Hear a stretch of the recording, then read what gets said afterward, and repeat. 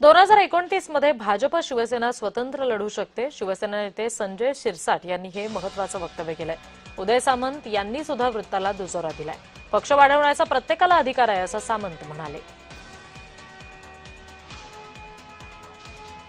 शिवसेना नेते संजय शिरसाट यांनी केलेल्या या वक्तव्याला उदय सामंत यांनीही दुजोरा दिलेला आहे. पक्ष वाढवण्याचा अधिकार प्रत्येकाला आहे असं म्हटलंय. 2029 मध्ये भाजप शिवसेना युती तुटण्याची शक्यता यावरून वर्तवली जाते.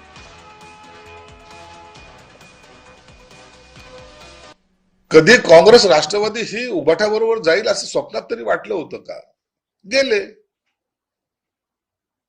अनेक युती अशा झालेल्या आहेत या देशामध्ये की ज्या युती कधी स्वप्न जरी उघड्या डोळ्याने जरी पाहिलं तरी कधी सत्य होईल असं वाटत नव्हतं. परंतु आमची तर भूमिका हीच असणार आहे की महायुतीमध्येच लढलं गेलं पाहिजे.